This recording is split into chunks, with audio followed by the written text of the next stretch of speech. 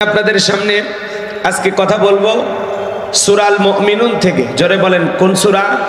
সূরা আল মুমিনুন। আল্লাহ তাআলা তার বিশ্বাসী বান্দাদের জন্য সূরা আল মুমিনুন নাজিল করেছেন। যারা অবিশ্বাসী কাফের এদের জন্য আল্লাহ পাক একটি সূরা নাজিল করেছেন। সূরার নাম কি? কুল ইয়া আইয়ুহাল কাফিরুন। কাফেরদের জন্য আল্লাহ পাক একটি সূরা নাজিল করেছেন। সূরার নাম হলো কাফিরুন। যারা হলো দুদুল্যমান, দুই নৌকায় পা দিয়ে চলে, মুখে বলে একটা, অন্তরে আর একটা, দুমুখো সাপ, বৃষ্টি যেই দিকে ছাতা ধরে সেই দিকে গোলালু মার্কা, সব তরকারিতে চলে, সুবিধাবাদ জিন্দাবাদ, ওদের নাম হলো মুনাফিক। এই মুনাফিকদের জন্য আল্লাহ পাক একটি সূরা নাজিল করেছেন। সূরার নাম হলো মুনাফিকুন। কথা বলেন ঠিক? মুনাফিক চেনা বড় কঠিন। মুনাফিকদের স্বভাব হলো ইসলাম নামের গাছের গোড়া কেটে মাথায় পানি ঢালে। চুপ করে থাক ধোকাবাজ, চোখে তোদের নাহি লাজ। চুপ করে থাক ধোকাবাজ, চোখে তোদের নাহি লাজ। গোড়া কেটে মাথায় ঢালো পানি, তোদের চিনি আর কতকাল করবি রে শয়তানি। মুনাফিকদের স্বভাব হলো সকালবেলা কোরআনের মাহফিলের অনুমতি দিয়া সন্ধ্যাবেলায় পুলিশ পাঠায় বন্ধ করতো। কথা বলে ঠিক কিনা? যারা কোরআনের মাহফিল বন্ধ করত, আল্লাহ তাআলা দুনিয়ার জমিনে তাদেরকে কিভাবে লাঞ্ছিত করে আপনারা দেখেননি? জোরে বলেন দেখেননি? কোরআন এমন একটি কিতাব, যেই কিতাবটা আল্লাহ তাআলা নাজিল করেছেন, যার সংরক্ষণ এবং হেফাজতের দায়িত্ব আল্লাহ তাআলার কুদরতি হাতে। ইন্না নাহনু নাযালনা যিকরা ওয়া ইন্না লাহু লাহাফিজুন। এই কিতাব নাজিল করেছি আমি, এর সম্পূর্ণ সংরক্ষণ এবং হেফাজতের দায়িত্ব আমি আল্লাহর হাতে। আল্লাহু আকবার বলেন।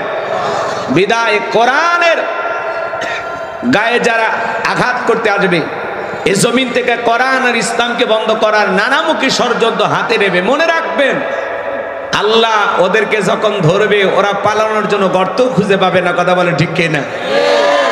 এই জমিনের দিনের আলো, কোরআনের আলো, এদিক খেয়াল করেন, ইসলামের আলো প্রতিষ্ঠিত হোক। কাফের বেঈমানরা কি চায়? জোরে বলেন চায়? ওরা যতই ষড়যন্ত্র করুক, এই দুনিয়ার জমিন থেকে ইসলামকে বিদায় করে দেওয়ার ক্ষমতা কারো নাই। কথা বলে ঠিক কিনা? কারণ ইসলামের সুইচ আছে কার হাতে? আল্লাহ রাব্বুল আলামিন বলেন, ইউরিদুনা লিতুফিউ নূরাল্লাহি বিআফওয়াহিহিম ওয়াল্লাহু মুতিম্মু নূরিহি ওয়ালাউ কারিহাল কাফিরুন। সূরা সফ আয়াত নাম্বার 8। আমার আল্লাহ রাব্বুল আলামিন জানিয়ে দিলেন, কাফেররা চায় মুখের ফুৎকারে দিনের আলোকে, ইসলামের আলোকে, কোরআনের আলোকে নিভায়া দিতে। আমার আল্লাহ ডেকে বলেন, আল্লাহু মুতিম্মু নূরিহি, এই জমিনে দিনের আলোকে, কোরআনের আলোকে, ইসলামের আলোকে আমি আল্লাহ পাক প্রতিষ্ঠিত করে ছাড়ব। যদিও কাফের বেঈমানদের অন্তরে যত ধরনের জ্বালা যন্ত্রণা হোক না কেন, বলুন আল্লাহু আকবার। ইসলাম আছে, থাকবেই। বিরোধিতা যারা করবে এরাই থাকতে পারবে না। কথা বলেন ঠিক কিনা? তাহলে মুনাফিক চেনা বড় কঠিন। মনে রাখবেন, বৌদ্ধ খ্রিস্টান অমুসলিমদের ভিতর থেকে মুনাফিকের জন্ম হয় না, মুনাফিকের জন্ম হয় মুসলমানের ভিতর থেকে। কথা বলেন ঠিক কিনা? আশেপাশে ঘাপটি মেরে থাকে, চেনা যায় না। মনে রাখবেন, দাড়ি টুপি থাকার পরে মুনাফিক হতে পারে, হজ করার পরে আলহাজ মুনাফিক হতে পারে। নবীজির পিছনে নামাজ পড়ে লোকটা যদি মুনাফিক হয়, আপনার আমার পিছনে নামাজ পড়ে তার চাইতে বড়টা হবে। কথা বলেন ঠিক কিনা? এই জন্য মুনাফিকদের মুখোশ উন্মোচন করার সময় আমার হাতে নাই, আমি ওই দিকে যাব না। আমি আজকে আলোচনা করব আল্লাহর ভিআইপি মুমিন বান্দাদেরকে নিয়ে। চিৎকার মেরে বলুন আল্লাহু আকবার। আর একটু জোরে বলুন আল্লাহু আকবার। তাহলে সূরার নাম সূরা আল মুমিনুন। মোট আয়াত কত বললাম? 118। এদিকে এদিকে ভাই, খালি ওয়াজ শুনলে হবে না, মনোযোগ দিয়ে শোনা লাগবে। সূরার নাম কি বলেছি বলেন তো? এই আওয়াজ, আপনাদের এই আওয়াজ কি? আজকে সারাদিন খাওয়া দাওয়া করেন নাই? খাবারের ব্যবস্থা করব নাকি? কথা এরকম বললে হবে না। একটু হাত তোলেন তো দেখি, সবাই একটু হাত তোলেন তো, একটা তাকবীর দেন, লিল্লাহি তাকবীর। এই আওয়াজ, একটু আওয়াজ বাড়ান। রাব্বাকা ফাকাব্বির, তাকবীর হবে রবের নামে, স্লোগান হবে রবের নামে। আল্লাহর শ্রেষ্ঠত্ব বরত্ব ঘোষণা করলে সেই জায়গায় শয়তানি শক্তি টিকতে পারবে না। কথা বলে ঠিক কিনা? একটু জোরে সোরে আওয়াজ দেন, লিল্লাহি তাকবীর। আল কোরআনের আলো, আল হাদিসের আলো দুনিয়ার মুসলিম সারা বিশ্বের মুসলিম আমার নেতা তোমার নেতা লিল্লাহি তাকবীর। আল্লাহ আপনাদের কবুল করুন, জোরে বলুন আমিন। তাহলে সূরা আল মুমিনুন মোট আয়াত 118, রুকু আছে 6টি। বিশ্বনবীর মক্কার জিন্দেগিতে আল্লাহ তাআলা এই সূরাটি নাজিল করেছেন। জবান ছেড়ে সবাই একটু মহব্বতে আমার সঙ্গে তেলাওয়াত করুন। আউযু বিল্লাহি মিনাশ শাইতানির রাজীম। বিসমিল্লাহির রাহমানির রহিম। বিতাড়িত মোর্দার শয়তানের কাছ থেকে, অভিশপ্ত ইবলিসের কাছ থেকে আল্লাহ তাআলার কাছে আশ্রয় প্রার্থনা চাচ্ছি। পরম করুণাময় সিন্দালু আল্লাহ তাআলার নামে শুরু করছি। আমার আল্লাহ রাব্বুল আলামিন বলেন, قد فلح المؤمنون।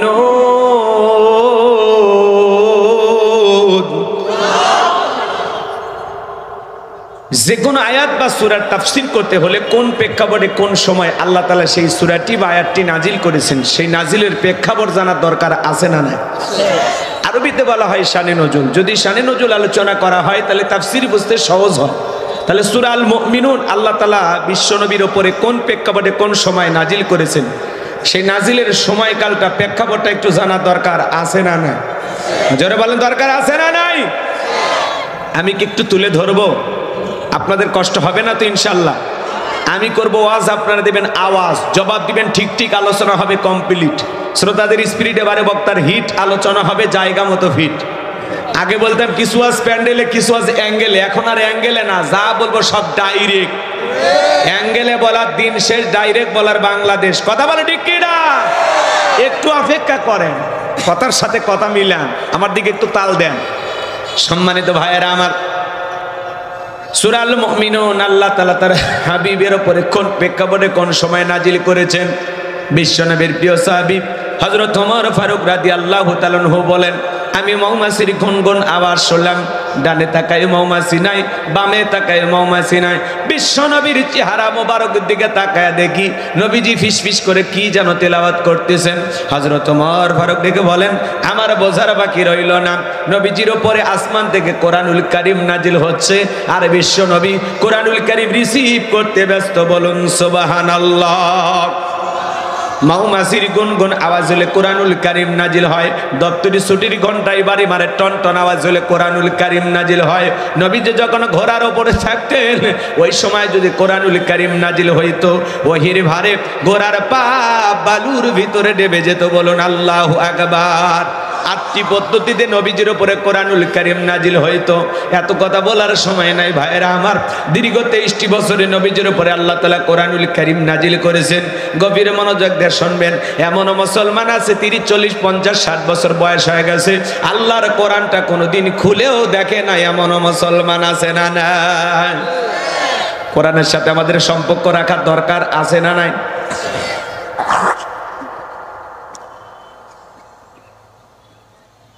মশা, পোকা পোকা পোকা চলে হাসবেনই তো, আমার বিপদ না, আপনারা হাসবেন না? কারো বিপদে হাসা হয়, পোকা গেছে কি করবেন? আচ্ছা, সম্মানিত ভাইয়েরা আমার, আমি গুনাহগার যে কথা বলতে চাই, হৃদয়ের কান পেতে কথাগুলো শুনে যান। হযরত ওমর ফারুক রাদিয়াল্লাহু তাআলা আনহু ডেকে বলেন, নবীজির কোরআনুল কারীম রিসিভ করা শেষ হয়ে গেল। বিশ্বনবী সাহাবায়ে কিরামদের দিকে মুখ ঘোরায় ডেকে বলেন, আমার সাহাবীরা, এই মাত্র আসমান থেকে জিবরাইল এসে আমার উপরে সূরা আল মুমিনুনের 10টি আয়াতে কারিমা নাজিল করে জানায় দিয়ে গেলেন, নবী গো, এই 10টি আয়াতের ভিতরে আল্লাহ পাক তার আদরের মুমিন বান্দাদের জন্য 7টি কোয়ালিটি নিয়ে আলোচনা করেছেন, 7টি গুণাবলী নিয়ে আলোচনা করেছেন। কোন মুমিন যদি এই 7টি গুণে গুণান্বিত হতে পারে, 7টি গুণ দিয়ে তার জীবনটাকে সাজাইতে পারেন, আমার আল্লাহ রাব্বুল আলামিন বলেন, উলাইকা হুমুল ওয়ারিসুন আল্লাযীনা ইয়ারিসুনাল ফিরদাউস হুম ফিহা খালিদুন।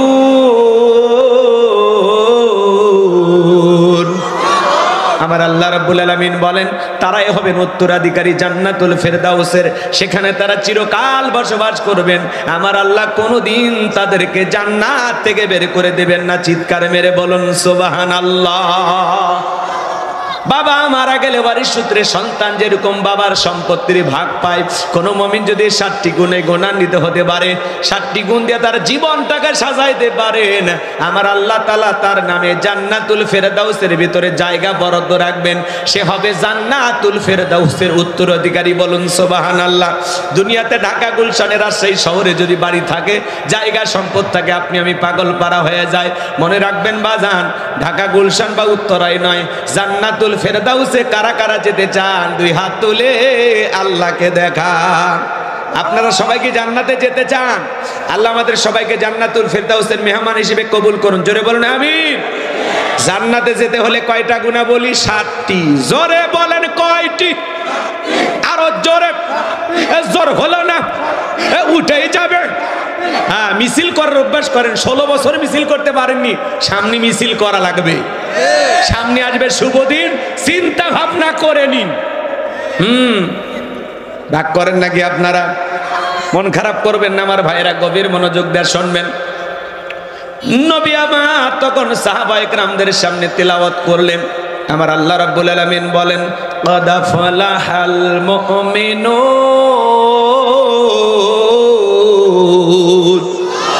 আমার আল্লাহ রাব্বুল আলামিন বলেন অবশ্যই মুমিনেরা সফল, অলরেডি মুমিনেরা সফল। সফল হয়েছে তারা ঈমান এনেছে যারা। আল্লাহু আকবার। ক্বাদ আফলাহাল মুমিনুন, অবশ্যই মুমিনেরা সফল, অলরেডি মুমিনেরা সফল। সফল হয়েছে তারা ঈমান এনেছে যারা। আল্লাহু আকবার বলেন। আমরা মনে করি ক্ষমতা থাকলে সফল, টাকা থাকলে সফল, যশ খ্যাতি, নায়ক, সুপারস্টার, সেলিব্রিটি, এরা বুঝি সফল। আল্লাহর কাছে এগুলো সফলতার মাপকাঠি না। আল্লাহর কাছে সফল হতে পারবে তারা ঈমান আনবে যারা। আল্লাহু আকবার বলেন। বর্তমান পৃথিবীর সবচাইতে ক্ষমতাধর ব্যক্তির নাম হলো ডোনাল্ড ট্রাম্প। কথা বলেন না? আমেরিকার প্রেসিডেন্ট। আমেরিকার ইতিহাসে আজ পর্যন্ত কখনো ওই দেশে কোনো নারী প্রেসিডেন্ট হয়নি। কথা বলেন না কেন? তো আমেরিকা পুরো পৃথিবীবাসীকে উৎসাহ দিলেও নিজের বেলায় কিন্তু ওরা ঠিকই 16 আনা হিসাব বোঝে। কথা কয় না কেন? নারীর ক্ষমতায়নের দিকে অন্য অন্য রাষ্ট্রদেরকে উৎসাহ দিলেও ওরা নিজের বেলায় কখনো আজ পর্যন্ত আমেরিকার ইতিহাসে কোনো নারীকে তারা প্রেসিডেন্ট বানায়নি। কথা বলে ঠিক না? তো আমেরিকা যদি এই সিদ্ধান্ত নিতে পারে, ডোনাল্ড ট্রাম্পের মতো মানুষকে প্রেসিডেন্ট মানতে পারে, আগামীতে আর যাই হোক, যেই দলেরই হোক, আমরা একটা পুরুষ প্রধানমন্ত্রী চাই। কথা বলে ঠিক কিনা? এই দেশে নারী না, পুরুষ প্রধানমন্ত্রী চান, যেই দলেরই হোক। কারা একটু হাত তুলে দেখান তো দেখি। লিল্লাহি তাকবীর। হাত নামান। নারীদের দেখার দিন শেষ, আগামীতে পুরুষের বাংলাদেশ। যেই দলেরই হোক একটা পুরুষ চাই। কি চাই? এটা কি অন্যায় বলা? বলেন এটা কি অন্যায়? কারণ মেয়েদের রাগ বেশি। যে ম্যাডাম ছিল, বারবার বললাম ম্যাডাম একটু পদত্যাগ করেন। আল্লাহ বলে কিসের পদত্যাগ? এরা যে অন্যায় অপরাধ করেছে, শুধু পদত্যাগ। আমি আল্লাহ এদেরকে দেশ ত্যাগ করতে বাধ্য করবো। আল্লাহু আকবার বলেন। ইন্না বাতশা রাব্বিকা লাশাদীদ। আল্লাহর পাকড়াও বড় কঠিন। আল্লাহ ধরে না, যেদিন ধরবে মামু বাড়ি দিল্লি গিয়ে পড়বে। কথা বলে ঠিক কিনা? উনি এদেশ থেকে পালিয়ে যাওয়ার কারণে এই দেশের মানুষের যে পরিমাণে ক্ষতি হয়েছে, ওই 2-3 দিন যে পরিমাণে লুটপাট হয়েছে, যে পরিমাণে দুর্নীতি হয়েছে, যে পরিমাণে মানুষ ক্ষতিগ্রস্ত হয়েছে, আল্লাহর কাছে ওনাকে জবাব দিতে হবে।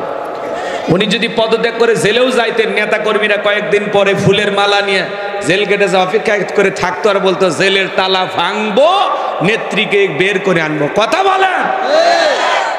আপনি সেই সুযোগটা আমাদের দিলেন না। কথা কয় না কেন? রাগ করেন? মাঝে মাঝে কল রেকর্ড ফাঁস হয়, বলে দেশের খুব কাছে আছে, শর্ট করে ঢুকবো। ঢুকবেনই তো বের হলেন কেন? আর আসবেনই বলার দরকার কি? যাওয়ার আগে বলে গেছেন, তাহলে আসার আগে বলা লাগবে কেন? আপনি আসেন। মেয়ে মানুষ কতদিন বাইরে থাকবেন? কথা কয় না কেন? এই দেশ আপনার বাবার, এই দেশ আপনার স্বামীর। কথা বলে ঠিক কিনা? আপনি আসেন। কথা কয় না কেন? ববো আই বাপ তুমি আইবা গো, সেই দিন আইসা বুবু ক্ষমতা পাইবা না। খোঁজ নাই বুবু কাদের কাকার, অবস্থা খারাপ দরবেশ বাবার, হাউন আঙ্কেল এখন সামনেও আসে না। নেতা কর্মী সব জেলের ভিতর, আমি আসি ডরের ওপর, কখন জানি আসে গ্রেপ্তারি পরোয়ানা। বুবু আইবা তুমি আইবা গো, সেই দিন আইসা বুবু চিয়ার পাইবা না। ক্ষমতার চেয়ার থেকে নামা সহজ, কিন্তু ওই চেয়ারে ওঠা কঠিন। কথা বলে ঠিক কিনা? আর যাই করেন আগামীতে বুঝে শুনে কাজ করবেন। মেয়েদের রাগ বেশি, জেদ বেশি। দেখেন না স্বামীর সাথে বাড়িতে ঝগড়া লাগে, হাড়ি পাতিল ভাঙ্গে ফেলে দেয়, স্বামী তুলে আসার মারে, রাগ করে সংসার ছুঁয়া বাপের বাড়ির দৌড়ে যায়।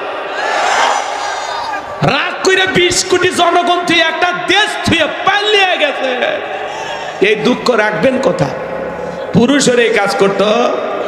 রাগ করেন না ভাইরা আমার, সামনের দিকে চাই ভাসান গো আমার, মন খারাপ করবেন না। এজন্য ক্ষমতা পাইলে সফল হওয়া যাবে, টাকা থাকলে সফল হওয়া যাবে, সেলিব্রিটি হলে সফল হওয়া যাবে, আল্লাহর কাছে সফল হতে পারবে তারা ঈমান আনবে যারা।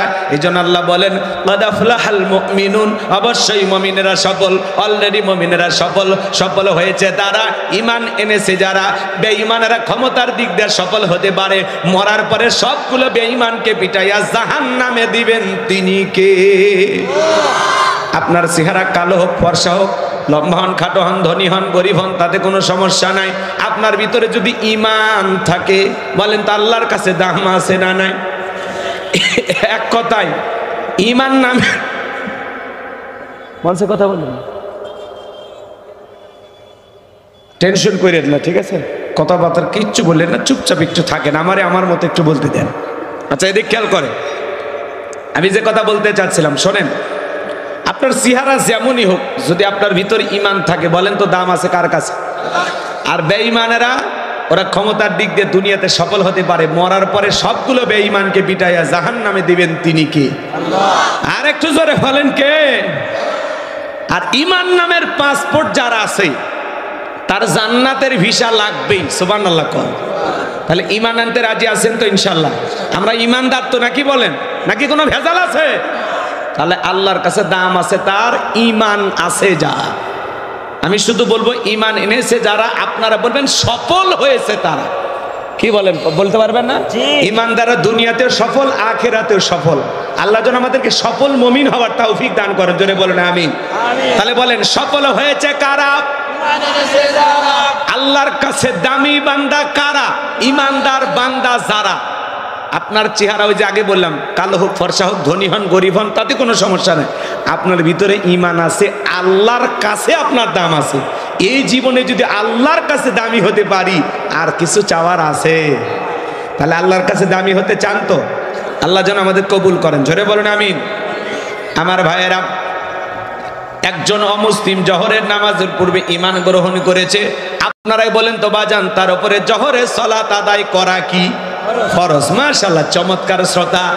মনে রাখবেন ভাইরা আমার, একজন মুসলিম জহরের নামাজের পূর্বে ঈমান গ্রহণ করলে ওই ব্যক্তির উপরে যেমন জহরের সালাত আদায় করা ফরজ, ঠিক ঈমান আনার পরে মুমিন জীবনের সবচাইতে গুরুত্বপূর্ণ ইবাদতের নাম হলো সালাত।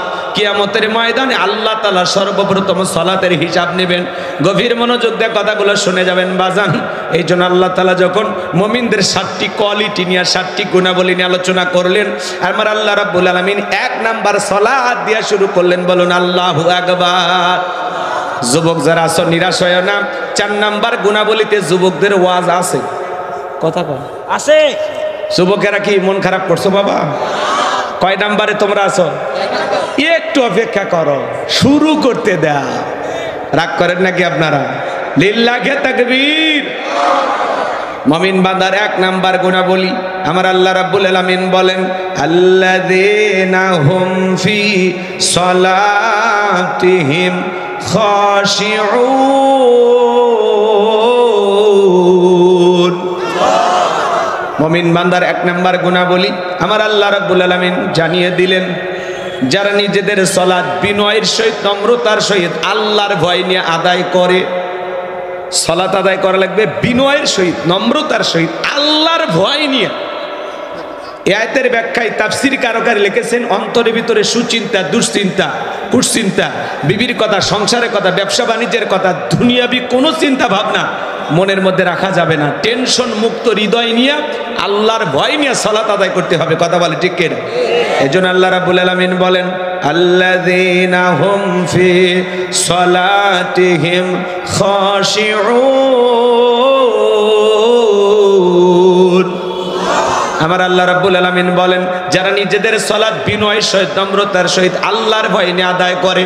আপনি আমি যখন মসজিদে সালাত আদায় করার জন্য দাঁড়িয়ে যাব, অন্তরের ভিতরে একমাত্র ভয় থাকতে হবে কার? ইয়া আইয়ুহাল্লাযীনা আমানুত্তাকুল্লাহ, হে ঈমানদারগণ আমি আল্লাহকে ভয় করো, হাক্কা তুকাতিহি, ভয় করার মতো ভয় করো। আপনি আমি যখন সালাতে দাঁড়িয়ে যাব, মনে মনে খেয়াল করব আমি সালাত আদায় করতেছি, আমার আল্লাহ আমাকে দেখতেছেন। আল্লাহু আকবার বলেন। আপনি আমি সালাত আদায় করব, আর মনে মনে খেয়াল করব এই জোহরের সালাত আমার জীবনের শেষ সালাত, আমি আসর পর্যন্ত এই দুনিয়ার জমিনে নাও জীবিত থাকতে পারি। কথা বলে ঠিক কিনা? ফাঁসির আসামিকে যদি বলা হয় এখন রাত 10টা বাজে 12টায় তোমার ফাঁসি, লোকটা যদি ইমানদার হয় অবশ্যই 2 রাকাত সালাত আদায় করবে। ফাঁসির আসামি যেমন জীবনের শেষ মনে করে 2 রাকাত নামাজ আদায় করে গুরুত্ব সহকারে, ঠিক প্রত্যেকটা সালাতে, প্রত্যেকটা ওয়াক্তে সালাত আদায় করবেন। আর মনে মনে খেয়াল করবেন এই সালাত আমার জীবনের শেষ সালাত। এই ভেবে যদি আমরা সালাতগুলো আদায় করি, আমাদের নামাজগুলো কবুল করবেন কে? নামাজ দিয়ে তামাশা করা যাবে না। সাহাবা ইকরাম কিভাবে সালাত আদায় করেছিলেন, আল্লাহ রসুল কিভাবে সালাত আদায় করেছিলেন, সেই পদ্ধতিতে আমাদেরকে সালাত আদায় করতে হবে। আম্মা জান আয়েশা ডেকে বলেন নবীজি নামাজের ভিতরে এত লম্বা সময় ধরে দাঁড়িয়ে থাকতেন, মাঝে মাঝে তাকায় দেখতাম নবীজির পা মোবারক ফুলে উঠেছে। আম্মা জান আয়েশা আরো ডেকে বলেন মাঝে মাঝে নবীজি সিজদায় গিয়ে এতটা লম্বা সময় থাকতেন, মাঝে মাঝে মনে হইতো নবীজি আর কোনোদিন সিজদা থেকে মাথা উঠাবেন না। এত লম্বা সময় ধরে সিজদা দিতেন নবী মুহাম্মদ রাসূলুল্লাহ সাল্লাল্লাহু আলাইহি ওয়াসাল্লাম। যে নবীর জীবনে কোনো গুনাহ নাই, সেই নবী দিনের মধ্যে 70 থেকে 100 বার ইস্তেগফার পড়তেন। আর আপনার আমার জীবন গুনাহ দিয়া ভরা, কিন্তু ইস্তেগফার পড়ার সময় নাই। কথা বলেন ঠিক কিনা? সাহাবা ইকরাম কিভাবে সালাত আদায় করতেন? বিশ্বনবীর সাহাবীরা যখন মরুভূমিতে সালাত আদায় করার জন্য দাঁড়িয়ে যেতেন, ওই মরুভূমির পাখিগুলো খেজুর গাছ মনে করে সাহাবা ইকরামদের কাঁধের উপরে, মাথার উপরে বসে থাকতো।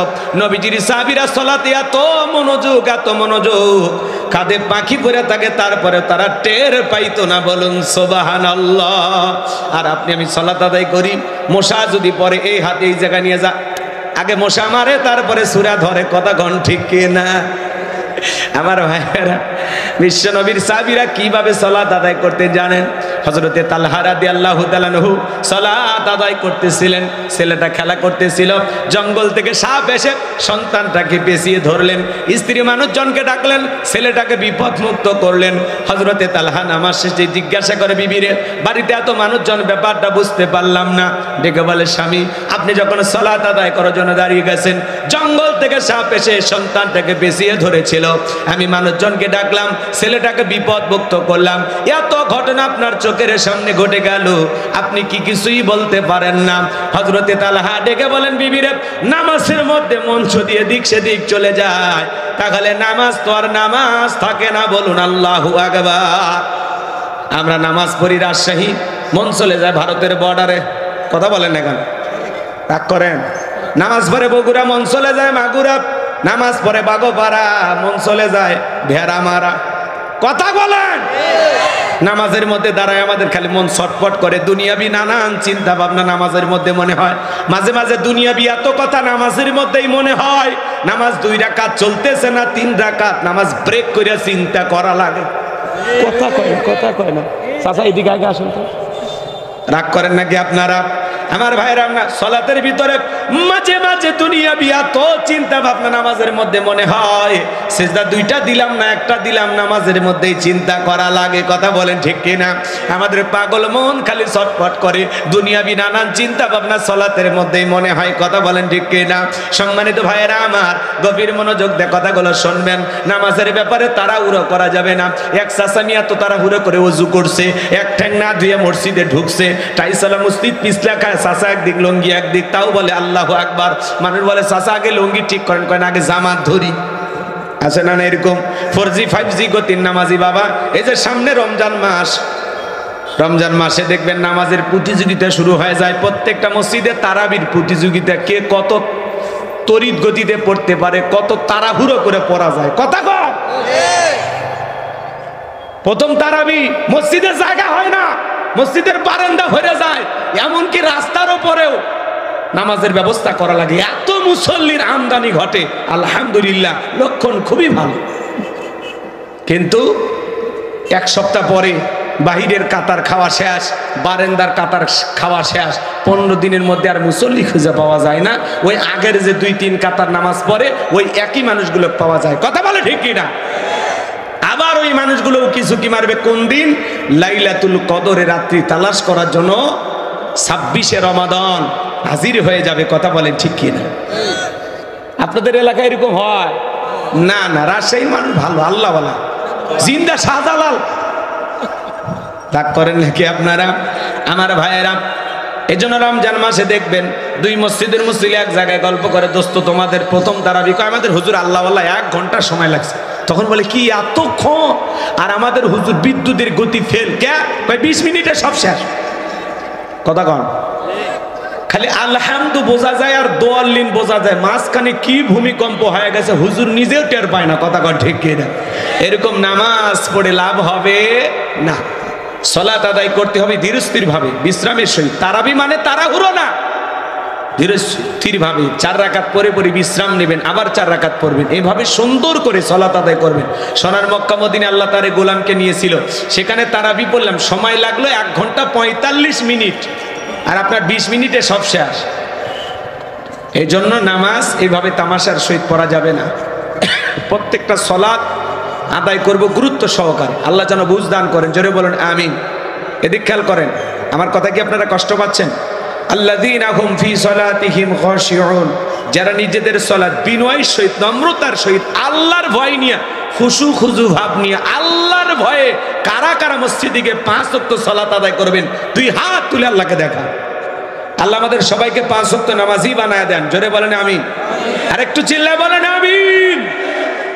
হাত নামান। বিশ্বনবীর জামানায় ফজরের সালাতের সময় মসজিদ যেমন কানায় কানায় পূর্ণ ছিল, জুমার সালাতের একই দৃশ্য, মসজিদ কানায় কানায় পূর্ণ ছিল। বলুন সুবহানাল্লাহ। আর বাংলাদেশে জুমার সালাতের জন্য মসজিদ ভাঙে 2 তলা 3 তলা 4 তলা করা হয়, আর ফজরের নামাজের সময় এক কাতার মুসল্লি পাওয়া যায় না। কথা বলে ঠিক কিনা? এমন মসজিদ আছে মুয়াজ্জিন একাই আযান দেয়, একাই নামাজ পড়ে, একজন মুসল্লিও নাই। কথা বলেন ঠিক কিনা? এমন মসজিদ আছে না নাই? আপনাদের এলাকায় নাই। সম্মানিত ভাইরা আমার, গভীর মনোযোগ দিয়ে কথাগুলো শুনবেন বাজান, নিয়মিত সালাত আদায় করবেন। আল্লাহ তাআলা আমাদের সবাইকে যেন 5 ওয়াক্ত সালাত জামাতের সহিত আদায় করার তৌফিক দান করেন, জোরে বলুন আমিন। শুধু ওয়াদা যে দিলেন, এই ওয়াদার মধ্যে যেন সীমাবদ্ধ না থাকে, আমাদের প্রতিশ্রুতি, আমাদের ওয়াদা আমরা যেন পালন করতে পারি। আল্লাহ যেন তৌফিক দান করেন, জোরে বলুন আমিন। এইবার মুমিন বান্দার 2 নাম্বার গুণাবলী, ওয়াল্লাযীনা হুম আনিল লাগবি মুরিদুন।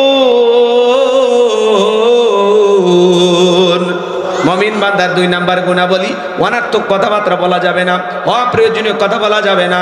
মুমিন বান্দা জবান দিয়ে কথা বলবে ততটুকু প্রয়োজন যতটুকু। আর আমরা এক জায়গায় বসে চায়ের কাপে ঝড় থলে অমুক খারাপ তমুক খারাপ, এ ভালো না সে ভালো না, মনে হয় গীবত কমিটির সভাপতি সেক্রেটারি বসে গেছে। কথা বলা ঠিক কিনা? জবান দিয়ে যা ইচ্ছা তাই বলা যাবে না। চায়ের কাপে ঝড় তোলে, মানুষের সমালোচনা দিয়া নিজের গুনার পাল্লা ভারী করে। কথা বলেন। আপনি চা খাচ্ছেন, খান, অমুক খারাপ তমুক খারাপ, এ ভালো না সে ভালো না, মানুষের সমালোচনা করে লাভ আছে? নিজের আত্মসমালোচনা করেন, নিজের জীবনের ত্রুটিগুলো তালাশ করেন, নিজেকে সংশোধন করার জন্য কাজ করেন। কথা বলেন।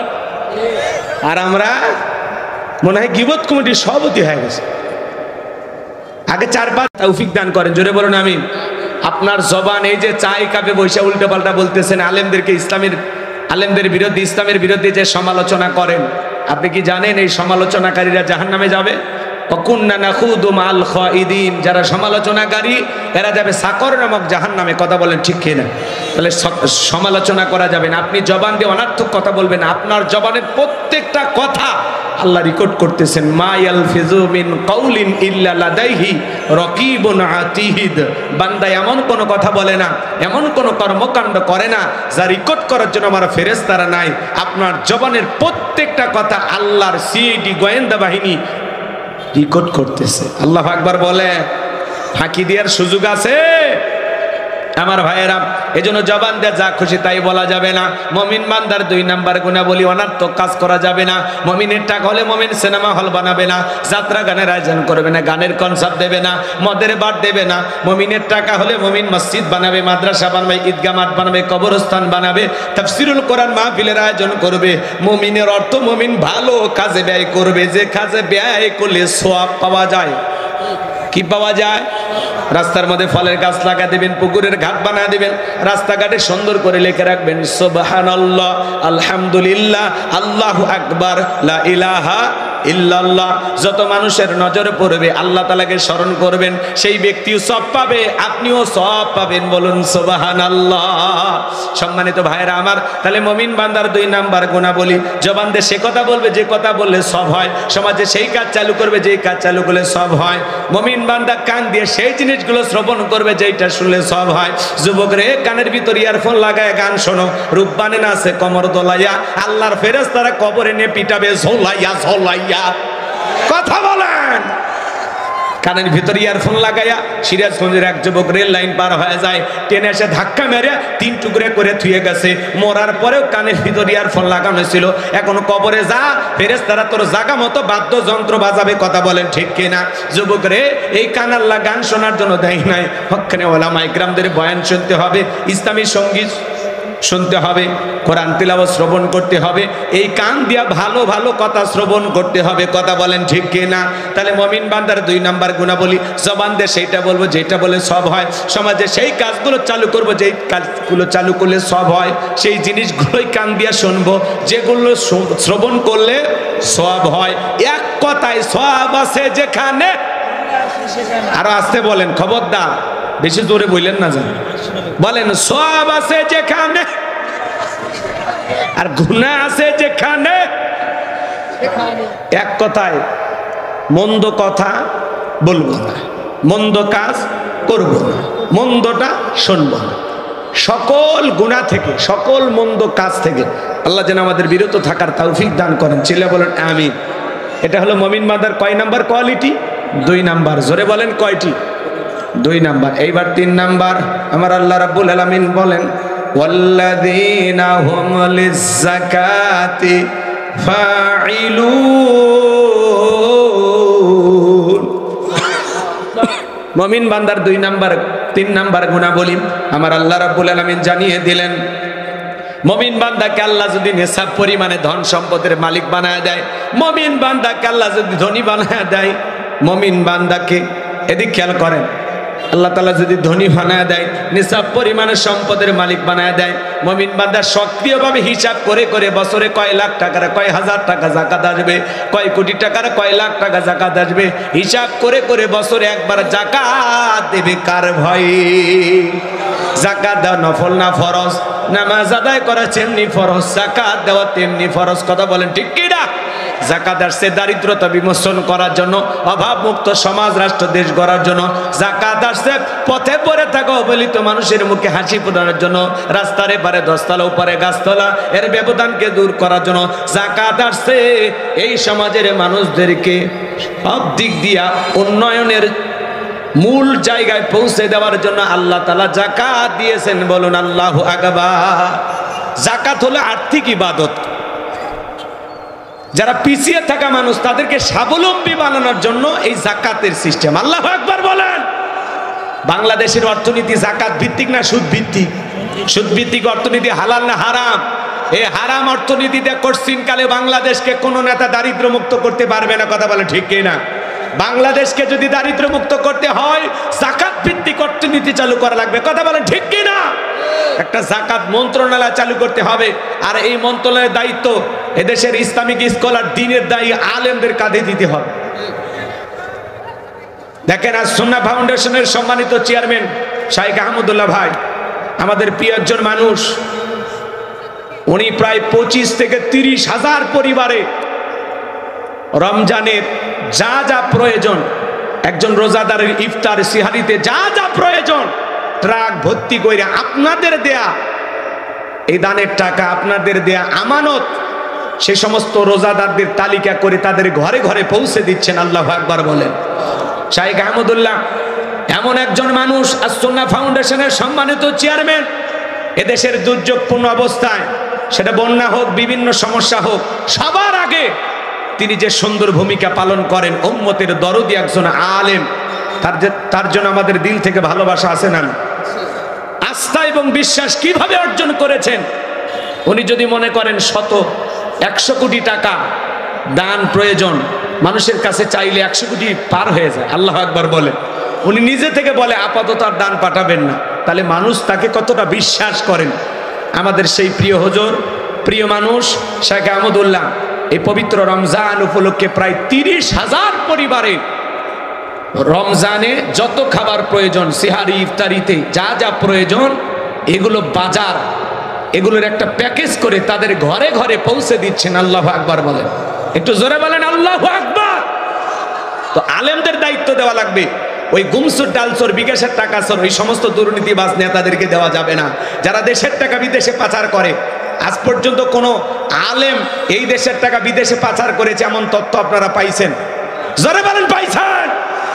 কিন্তু তারা 11 লক্ষ কোটি টাকা দুর্নীতি করে বিদেশে পাচার করেছে। 93 বিলিয়ন ডলার ঋণের বোঝা বাংলাদেশের মানুষের ঘাড়ে চাপিয়ে দিয়ে চলে গেছে। এদেশের 48 বিলিয়ন ডলার রিজার্ভ ছিল, সব খাইয়া লুটে পুটে দেশটাকে ধ্বংস করে দিয়ে ওরা পালিয়ে গেছে। কথা বলে ঠিক এরা? এমপি মন্ত্রী কেউ নাই, সব চলে গেছে। রাগ করেন নাকি আপনারা? এমপি মন্ত্রী আছে, মন্ত্রীরা সব কোথায় গেল, এমপিরা সব কোথায় গেল, কোথায় কাদের কাকা? ওদের সারা দেশটা এখন লাগে ফাঁকা ফাঁকা। আইন মন্ত্রী আটকে গেল আইনেরই ফাঁকে, দাড়ি সারা দরবেশটারে ভণ্ড ভণ্ড লাগে। এখন জেলখানায় থেকে আবার দরবেশে নতুন করে দাড়ি উঠেছে। কথা এরা হলো সুবিধাবাদ জিন্দাবাদ। এই দাড়ি ওরা ব্যবহার করে, ওরা সত্যিকারে আশিকের রাসূল না। ওরা নবীর মহব্বতে দাড়ি রাখে না। দাড়ি হলো ওদের সাইনবোর্ড। কথা কর, রাগ করেন আমার কথায়? আমি কি বলবো নাকি?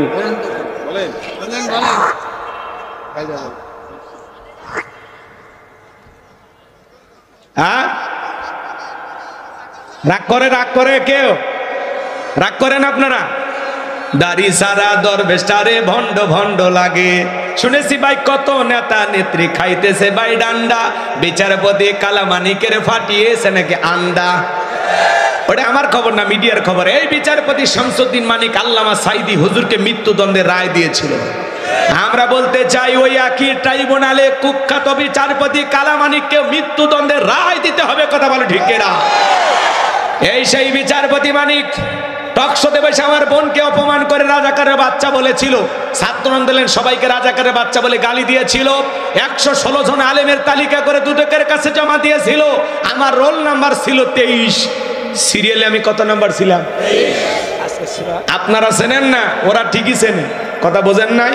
স্যার আলেমদের তালিকা করেছিল, আজকে বিনা তালিকায় কলার পাতায় শুয়ে থাকার ব্যবস্থা করে দেয় কে? এদেশের অনেকজন বিচারক বলেছিলেন যে কলার পাতায় শুয়ে থাকা এই ছবিটা প্রত্যেকটা আদালতে বিচারকদের পিছনে ঝুলিয়ে দিতে হবে, যাতে এই ছবি দেখে তারা ন্যায় বিচার কায়েম করে, অসাধু বিচার এবং ওই সমস্ত নেতাদের পা চাটা গোলাম না হয়। কথা বলে ঠিক না? এরা বিচারকের নামে বিগত সরকারের পা চাটা গোলাম ছিল। তাদের ইশারায় যা বলতো এরা সেই অনুযায়ী কাজ করতো। কথা বলে না কেন? পলকের ঝলক গেল, পলকের ঝলক গেল, থামিয়ে নেটের চাকা, ওদের সারা দেশটা এখন লাগে ফাঁকা ফাঁকা। কোথায় গেল সংসদেতে মমতাজের গান, কোথায় গেল হযরত বলা শামীম ওসমান? 70 রাকাত 80 রাকাত তাহাজ্জুদ পড়তো, বিরাট বলে আল্লাহর ওলি দাবি করতো। 41 সাল পর্যন্ত টিকে থাকার স্বপ্ন দেখেছিল। 24 সালের 5 আগস্টে ভাগ্যে কি আছে আল্লাহর ওলিরা জানতো না। মাইক পেলে বলতো খেলাবেন, খেলা হবে। আর একশোনা তো শরীরই চলে না, তাও বলে খেলা হবে। এই মানুষগুলোকে আমরা খুব মিস করি, কই যে আছে বিনোদনের নেতা আছে আছে। আমার ভাইরা মন খারাপ করবেন না বাজান, আমি গুনাহগার যে কথা বলতে চাচ্ছিলাম, আলেমদের দায়িত্ব দেওয়া লাগবে। ওই গমসর ডালসর বিকাশের টাকা সর দেশের টাকা বিদেশে পাচার করে এমন দুর্নীতিবাজ নেতাদেরকে দায়িত্ব দেওয়া যাবে? আলেমদের দায়িত্ব দেওয়া লাগবে। আলেমদের কাছে আমানত সঠিকভাবে থাকবে। আলেমেরা কি করবে? সমস্ত ধনীদের তালিকা করে যাকাত আদায় করবে। এই দেশে একটা জরিপ করা হয়েছে, 10 বছর যদি ধনীদের কাছ থেকে যাকাত আদায় করা হয়, আর যাকাতের যে 8টা খাত আছে এই অনুযায়ী যদি একটা তালিকা করে যাকাতের টাকাগুলো সঠিক পদ্ধতিতে বন্টন করে দেওয়া হয়, বাংলাদেশে 10 বছর পরে একজন মানুষ যাকাতের জন্য খুঁজে পাওয়া যাবে না। চিৎকার মেরে বলুন আল্লাহু আকবার।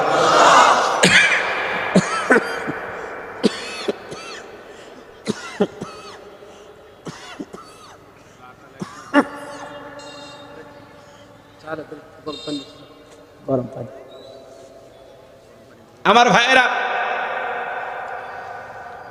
আমি আপনাদের উদ্দেশ্যে বলতে চাই, এদেশের মানুষ যাকাত মানি পাইছে শাড়ি লুঙ্গি, কথা কয় না কে? এমন লুঙ্গি দেয় 200 টাকা দাম, লিটন লুঙ্গি পরে থাকলে আর জান্নাত জাহান্নাম সব বোঝা যায়। এমন শাড়ি দেয় 300 টাকা দাম, ধুয়ে দিলে শাড়ি না মশারি খুঁজে পাওয়া যায় না। এই পরলোক, এই শাড়ি তোমার বউরে পরাই, কথা বলেন। এজন্য যাকাত মানে শাড়ি লুঙ্গি না, দিলেও মানসম্পন্ন কাপড় দিতে হবে। হযরত ওমর ফারুক রাদিয়াল্লাহু তাআলা আনহু তিনি বলেন, যাকাতের অর্থ তোমরা এমন ভাবে দাও যাতে ওই ব্যক্তি যাকাতের জন্য আর কারো দুয়ারে হাত না পাতে। বলুন আল্লাহু আকবার। এদিকে তাকান, এদিকে তাকান, আমার দিকে খেয়াল করেন। আমি আপনাদের উদ্দেশ্যে যে কথা বলতে চাই, এই ছেলেটা বেকার বসে আছে, ওরে যাকাতের 1.5 লাখ টাকা দিয়ে একটা ছোটখাটো ব্যবসা প্রতিষ্ঠান ভবানীগঞ্জ বাজার ধরায় দেন। আল্লাহ যদি চায় 5-7 বছর পরে ব্যবসা বাণিজ্য করে সে নিজেও ভবিষ্যতে যাকাত দেবে। কথা বলেন। এই ছেলেটা বেকার বসে আছে, ওরে যাকাতের 1.5 লাখ টাকা দিয়ে দেন, দিয়ে দেন, রিক্সা ভ্যান ধরায় দেন, দেখবেন এটা চালায়া তার দৈনিক একটা ইনকামের ব্যবস্থা হবে। কথা বলেন ঠিক কিনা? লোকটা তো বেকার থাকবে না, তার একটা কর্মস্থানের ব্যবস্থা হবে। একটা বিধবা নারী আসছে, শাড়ি দিয়ে কি লাভ? সেলাই মেশিন কিনে দেন, 2টা ছাগলের বাচ্চা কিনে দেন, 2টা গাভী গরু কিনে দেন, এগুলো লালন পালন করে ভাগ্যের চাকা ঘুরাবে। যাকাতের অর্থ দিয়া মানুষের কর্মস্থানের ব্যবস্থা করতে হবে। যে যে কাজে দক্ষ সেই অভিজ্ঞতার আলোকে তাকে কিছু দিয়ে স্বাবলম্বী বানাইতে হবে। কথা বলে ঠিক কিনা? যাকাত আসছে এদেশের মানুষের মুখে হাসি ফোটানোর জন্য, দারিদ্র্যমুক্ত সমাজ রাষ্ট্র দেশ করার জন্য। যাকাতের চাইতে শক্তিশালী অর্থ বিভাগ আর হতে পারে না। এদিকে এদিকে এদিকে আমার দিকে খেয়াল করো। আল্লাহ নবী মুসা আলাইহিস সালামের নাম আপনারা শুনেছেন। 2 মিনিট একটা ঘটনা বলে দিয়ে খারাপ লাগে? আল্লাহ নবী মুসা আলাইহিস সালাম কারণকে যা বলে, কারণ তোমার যাকাত দিতে হবে। কারণ ডেকে বলে, পয়গাম্বর আমি যাকাত দিতে পারবো না। আল্লাহ নবী মুসা আলাইহিস সালামের রাগ কম না বেশি? যে নবী রেখে গেলে মাথার টুপি ভেদ করে চুল খাড়া হয়ে যায়। আল্লাহ নবী মুসা আলাইহিস সালামের চোখে এবং মুখের দিকে তাকায়া ডেকে বলে, পয়গাম্বর রাগ করা লাগবে না, কত টাকা দিতে হবে আপনি বলেন। আল্লাহ নবী মুসা আলাইহিস সালাম ডেকে বলে, কারণ টাকা দিতে হবে 2.5%। বলে ঠিক আছে, আমার একটু সময় দেন, আমি একটু হিসাব নিকাশ করে আপনাকে জানাবো। এইবার আল্লাহর নবী মুসা আলাইহিস সালাম চলে গেলেন, কারণ এইবার হিসাব নিকাশে বসে গেল। এই কারণকে আল্লাহ তাআলা 70টা এদিক খেয়াল করেন, এত সম্পদ দিয়েছিল বাজান। এই কারণকে আল্লাহ তাআলা এত সম্পদ দিয়েছিল, 70টা উট লাগতো চাবি বহন করতে।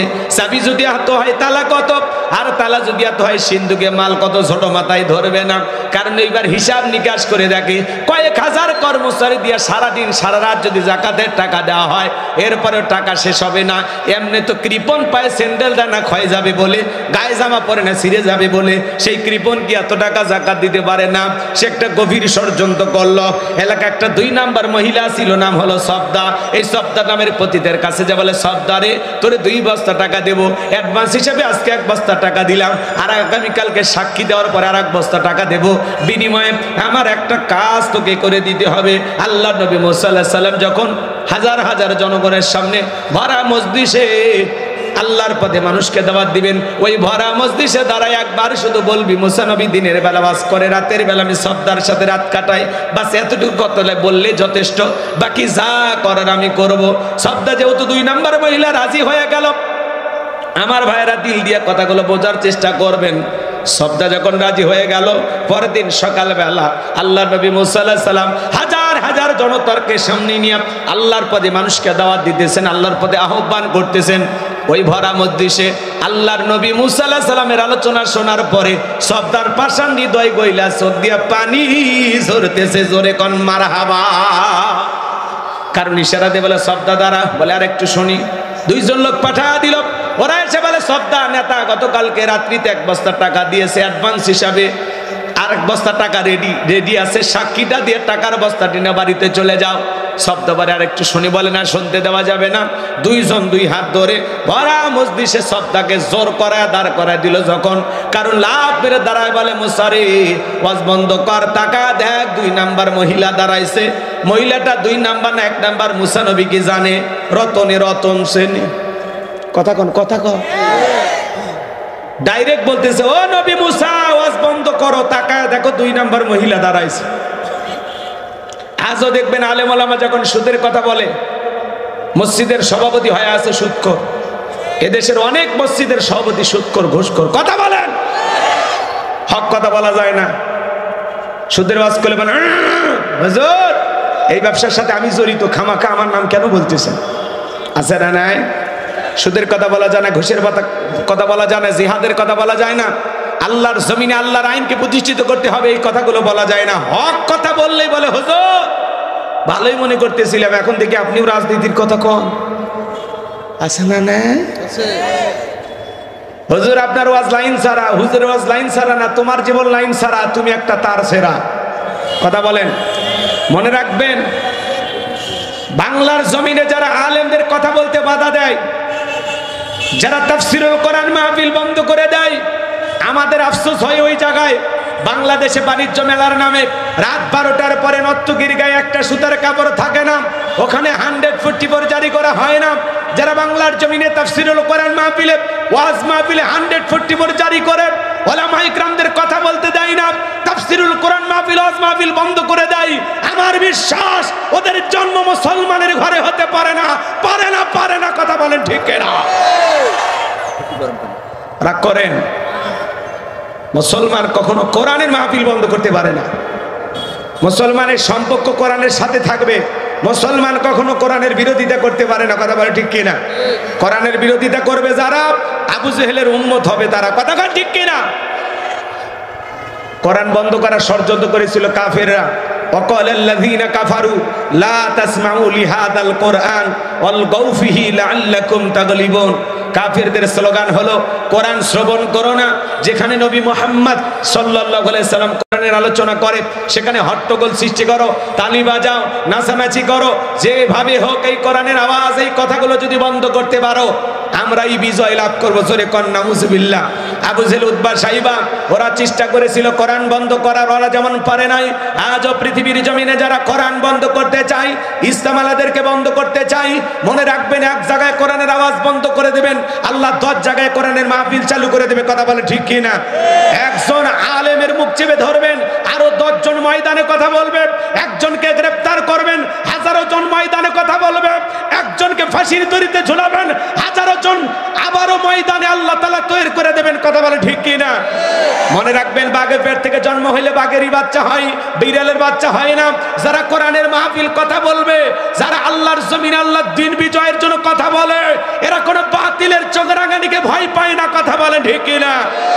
আপনি কার দিকে চোখ রাঙানি দেখান? আমরা মুসলিম জাতির পিতা ইব্রাহিমের সন্তান, যে ইব্রাহিম আল্লাহর খুশির জন্য নমরুদের আগুনে পুড়তেও রাজি। কথা বলেন ঠিক কিনা? আমরা ইসমাইলের ভাই, যে ইসমাইল আল্লাহর খুশির জন্য সুর নিচে জবাই হইতেও রাজি। কথা বলেন ঠিক কিনা? এই জন্য আমাদেরকে হুমকি ধুমকি দিয়ে ভয় দেখায় কোনো লাভ হবে না। আল্লাহর এই জমিনে আল্লাহর দ্বীনকে প্রতিষ্ঠিত করার জন্য যদি কখনো ডাক আসে, প্রয়োজনে বিবির কাছ থেকে বিদায় নেন, সন্তানদের কাছ থেকে বিদায় নেন, মাথায় কাপড়ের কাপড় বেঁধে আল্লাহর এই জমিন আল্লাহর দ্বীনকে প্রতিষ্ঠিত করার জন্য, কোরআনের সমাজ ব্যবস্থা কায়েম করার জন্য কারা কারা বুকের তাজা রক্ত দিতে রাজি? দুই হাত তুলে আল্লাহকে দেখান, দুই হাত তুলে আল্লাহকে দেখান। লিল্লাহি তাকবীর।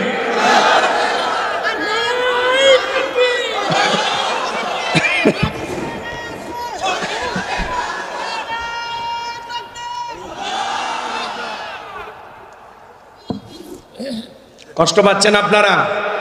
হাত তোলেন। আমি কি হাত নামাইতে বলেছি? হাত টান টান করে তোলেন। লিল্লাহি তাকবীর। একটু জোরে সোরে আওয়াজ দেন। আশেপাশে যারা চলাফেরা করতেছে ওরা যেন বোঝে না খেলা শুরু হয়ে গেছে। একটু জোরে আওয়াজ দেন। লিল্লাহি তাকবীর। হাত সোজা করে টান টান করে তোলেন। ওই যে মাঝে মাঝে হাত বেঁকা দেখা যায়, দুই হাত সোজা করার শক্তি না। আপনি পুরুষ মানুষ, দুধ, ডিম, ভিটামিন, ক্যালসিয়াম মাঝে মাঝে কিনে খাবেন, একেবারে দুর্বল হলে চলতে পারবেন না। হাত সোজা করেন।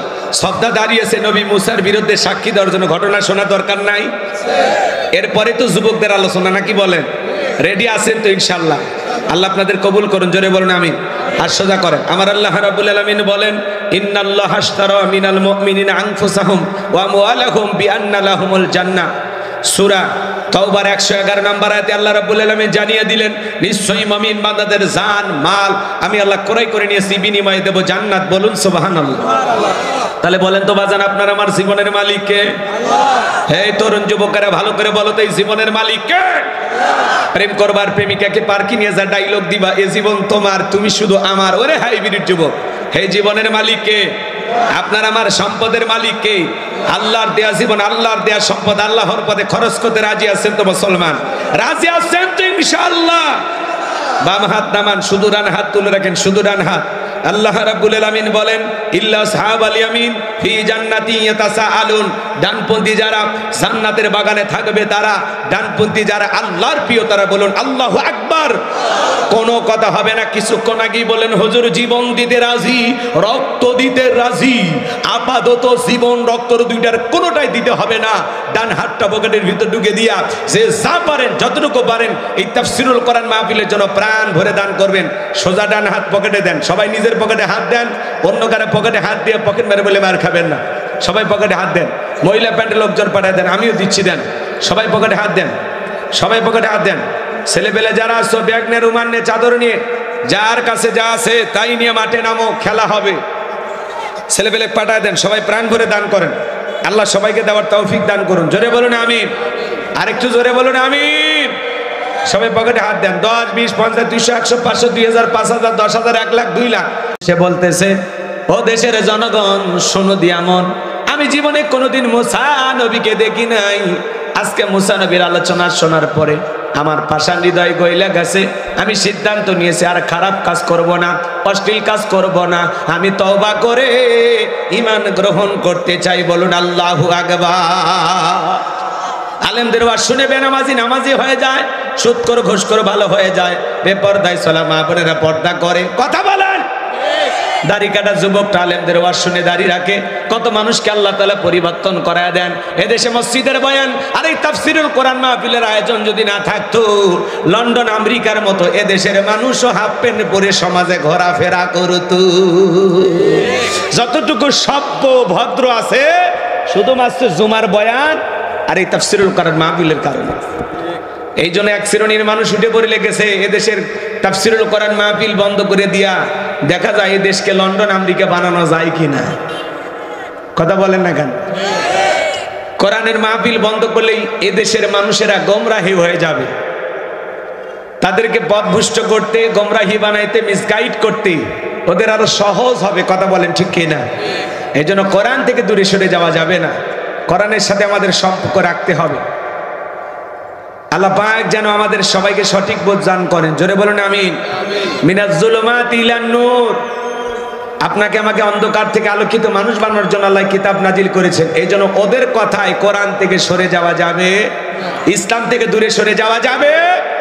এদেশের তাফসীরুল কোরআন মাহফিল অলিতে গলিতে হয়, এটা অনেকের সহ্য হয় না।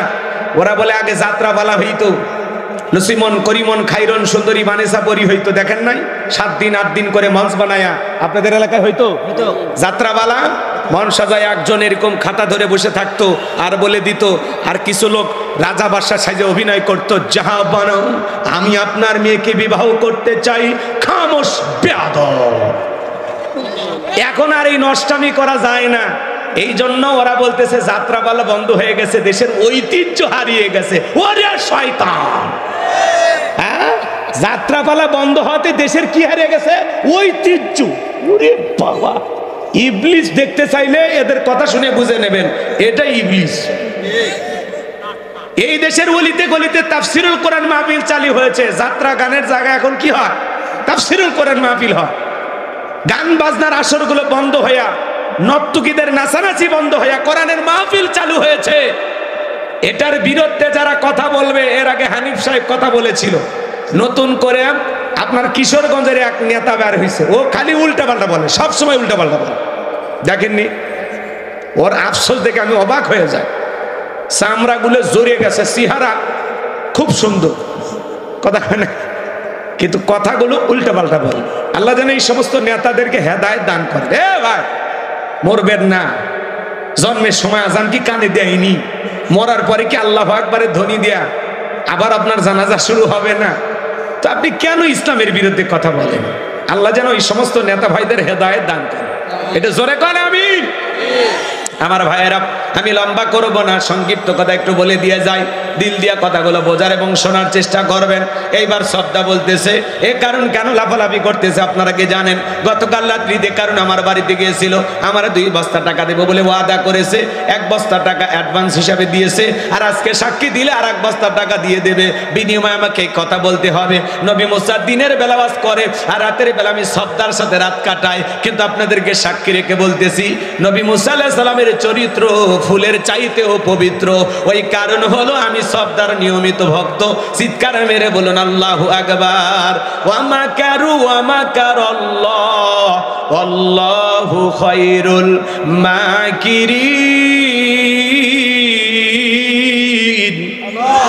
এলাকা যে গর্ত খুঁড়েছে, নিজের গর্তে নিজে পড়েছে, গোপন ষড়যন্ত্র করেছে, যে নিজের জালে নিজেই ফাইসা গেছে। কথা বলে ঠিক না?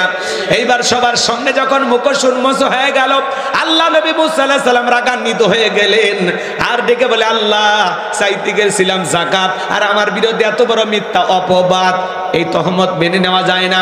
আল্লাহ গো, আপনি জমিনকে অর্ডার দেন, জমিন যেন কারণে ধন সম্পদ সহ কারণকে গ্রাস করে ফেলে। আল্লাহ দোয়া মঞ্জুর করলেন, কারণে ধন সম্পদ সহ হাঁটু পর্যন্ত চলে গেছে। ও মনে মনে ভাবে, দেখে সত্যি আছে, ব্যাপার না, উঠতে পারবো। কোমর পর্যন্ত, মাজা পর্যন্ত যখন চলে গেছে, বলে ব্যাপার না, উঠতে পারবো। এইবার যখন গলা পর্যন্ত জমিনের ভিতরে চলে গেছে, ডেকে বলে, ও নবী মুসা, ধন সম্পদ যা আছে সব তোমার, আর তোমার আল্লাহর, তুমি নিয়ে যাও, জানটা একটু ভিক্ষা দাও। নবী মুসা আলাইহিস সালাম ডেকে বলে, আল্লাহুস সামাদ।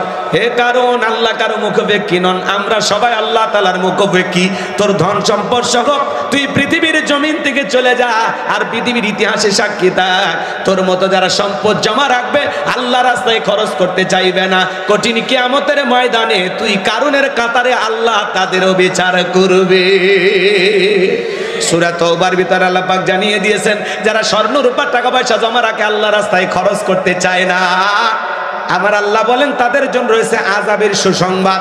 আপনি যাকাত দেন না, কৃপণতা করেন, মাল সম্পদ জমা রাখেন, আপনার এই সম্পদ বিষাক্ত সাপ হয়ে আপনাকে জাহান্নামের ভিতরে কামড় মারবে। কথা বলেন, আপনার এই সম্পদ জাহান্নামের শাস্তির কারণ হবে। কথা বলে ঠিক কিনা? আমরা তাহলে হিসাব করে প্রত্যেক বছর যাকাত দেব ইনশাআল্লাহ। যাকাত, এই দিক খেয়াল করেন, যাকাত দাতা হিসেবে আল্লাহ আপনাকে কবুল করেছেন, এটা শুকরিয়ার বিষয়। আলহামদুলিল্লাহ, আল্লাহ যে আমাকে একটু যাকাত দেওয়ার মতো অর্থ দিয়েছে, আলহামদুলিল্লাহ। আল্লাহ আপনার হাতে এই জায়গায় রাখছে, চাইলে এই জায়গায় রাখতে পারতো না? এই কথা বলেন না কেন? কোন জায়গায় রাখছে আল্লাহ? এই জায়গায় রাখছে, তার মানে আপনি যাকাত দাতা। এই যে আপনি যে গরিবকে যাকাত দিলেন, দিয়ে কি দয়া বা করুণা করছেন? না, আপনার যাকাত দেওয়া ফরজ, গরিবের যাকাত খাওয়া ফরজ না। গরিব না খায় মরে যাবে, সমস্যা আছে? কিন্তু আপনি ধনী, আপনি যাকাত দিতে বাধ্য। কথা কয় না কে? 1000, এদিক খেয়াল করেন, 1000-এ কয় টাকা? 1000-এ 2.5 টাকা না? 25 টাকা। ভালোই হিসাব, ওই জন্য তো যাকাত। 1 লাখে কয় টাকা? 2500 টাকা। আর 1 কোটিতে রাগ করেন না, 1 কোটিতে বলে 25,000 লাখ। এত হিসাবে আপনারা অঙ্কে দুর্বল হলে রাজশাহীর মানুষ তো এরকম হওয়ার কথা না। 1 কোটি টাকা হলে আপনাকে কত টাকা দিতে হবে? 2.5 লক্ষ টাকা জাকাত দিতে হবে। 2 কোটি হলে কত? 5 লাখ। 4 কোটি হলে 10 লাখ। এদিকে এদিকে আমার দিকে তাকান, খারাপ লাগে না? জাকাত হলো আর্থিক ইবাদত। এদিকে এদিকে ধনীর জাকাত দেওয়া ফরজ, আপনি জাকাত দিতে বাধ্য। প্রত্যেক বছর আপনার সম্পদের হিসাব করে আপনি নির্দিষ্ট একটা দিনে জাকাত দিবেন। বছরে একবার, মাত্র কয়বার? একবার। তো আল্লাহ যদি আপনাকে নেশাব পরিমাণে সম্পদের মালিক বানায় দেয়, তাহলে অবশ্যই হিসাব করে জাকাত দিবেন। আমার এলাকায় একজন মানুষ আছে উপশহরে, চালের ব্যবসা করে। ওই লোকটা বলতেছে, হুজুর আমি 1400 টাকা থেকে জাকাত দেওয়া শুরু করছি, এখন লোকটা কয়েক লাখ টাকা জাকাত দেয়। তার মানে টাকা কমছে না বাড়ছে? এই জন্য সম্পদ আপনি হিসাব করে জাকাত দিবেন। জাকাত দিলে ধনীর ধন কমে না বাড়ে? আল্লাহ আপনার সম্পদ বৃদ্ধি করে দিবেন। আল্লাহ কবুল করুন, জোরে বলেন আমিন। তাহলে প্রত্যেক বছর হিসাব করে আমরা জাকাত দেব। 500 টাকা 1000 টাকা করে এইভাবে জাকাত দেব না। আমার 1.5 লাখ টাকা জাকাত আসছে, আমি একজনকেই দিয়ে দেব যে ভাই আপনি নেন, এটা নিয়ে যে কোনো একটা কর্ম করেন। এই যে মাহফিল দিয়েছেন, যেরকম মসজিদ বানান যেভাবে, ঠিক গ্রামে একটা উদ্যোগ নেবেন। এই গ্রামে কারা ধনী আছে, সমস্ত ধনীদের টাকা এক জায়গায় করবেন। ধরেন 50 লাখ টাকা কালেকশন হয়েছে জাকাতে, এবার কি করবেন? এই গ্রামের সবচাইতে গরিব 30 জন মানুষকে 50 লাখ টাকা দিয়ে দেন। দিয়ে বলেন ভাই আপনারা একটু এই টাকা দিয়ে যে কোনো একটা কর্ম করেন, ব্যবসা বাণিজ্য করেন, খবরদার কারো কাছে হাত পাতবেন না। কথা কয় না? পরের বছর 30 জন। এইভাবে দেখা যাচ্ছে 5 বছরে 150টা পরিবার, তাদেরকে আপনারা কি করলেন? টাকা দিয়ে সহযোগিতা করে তাদেরকে স্বাবলম্বী বানায় দিলেন। এই গ্রামে 5 বছর লাগবে না, এই গ্রামের সমস্ত মানুষ স্বাবলম্বী হয়ে যাবে, একজনও গরিব থাকবে না। কথা বলে ঠিক কিনা? এমন সমাজ আপনারা করতে চান? তাহলে হিসাব করে করে কারা কারা জাকাত দিবেন? হাত তোলেন, আল্লাহ কবুল করুন, জোরে বলুন আমিন। হাত নামান। এইবার মুমিন বান্দার 4 নাম্বার গুনাহবলি, ওয়াল্লাযীনা হুম লিফুরুজিহিম হাফিজুন। মুমিন বান্দার 4 নাম্বার গুনাহবলি, নিজের যৌবনটাকে সংযত রাখা, নিজের যৌবনটাকে কন্ট্রোল করা। মুমিনের যৌবন হোটেলে বিক্রি হয় না, পার্কে বিক্রি হয় না। মুমিন কোনোদিন বিয়ের আগে অবৈধ কোনো প্রেম ভালোবাসা করতে পারে না। কথা বলেন ঠিক কি না? এজন্য আল্লাহ রাব্বুল আলামিন বলেন, ওয়াল্লাযীনা হুম লিফুরুজিহিম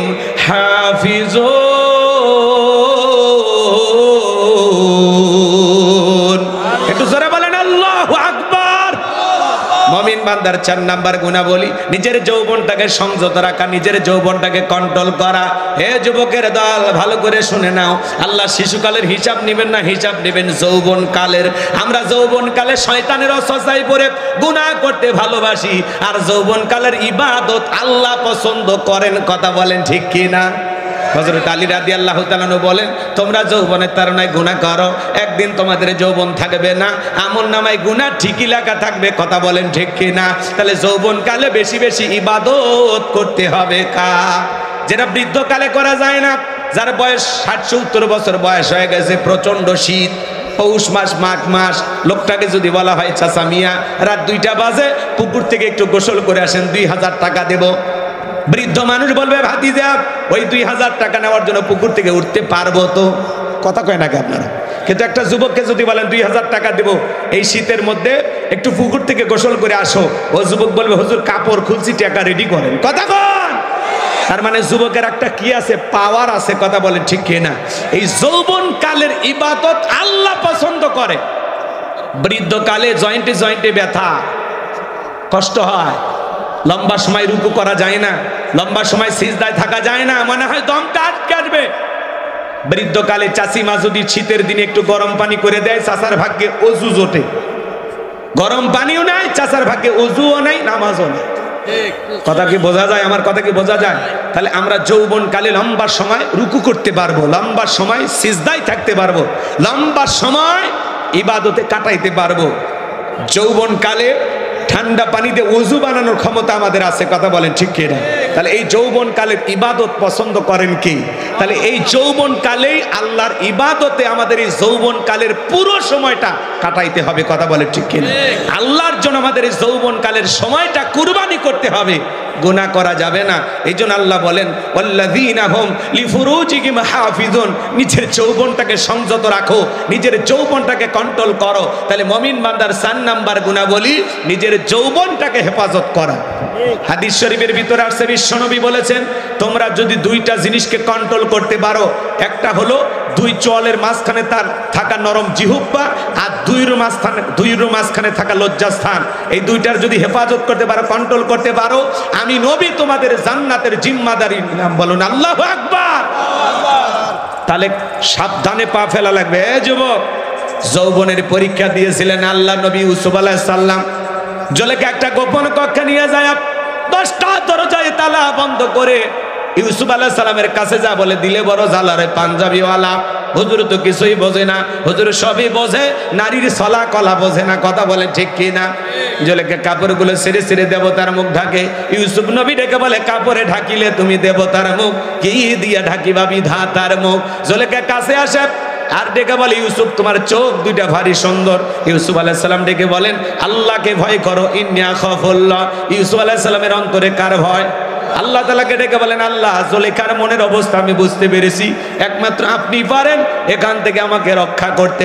আল্লাহর নবী ইউসুফ আলাইহিস সালাম আল্লাহ তাআলাকে বিপদে পড়ে স্মরণ করলেন, আল্লাহর উপরে তাওয়াক্কুল করে ডেকে বলেন আল্লাহ আপনার উপরে তাওয়াক্কুল করে নিজের ইজ্জতকে বাঁচানোর জন্য সামনের দিকে দৌড় মারার দায়িত্ব আমার, আর আপনার কুদরত থেকে তালা খুলে দেওয়ার দায়িত্ব আপনার।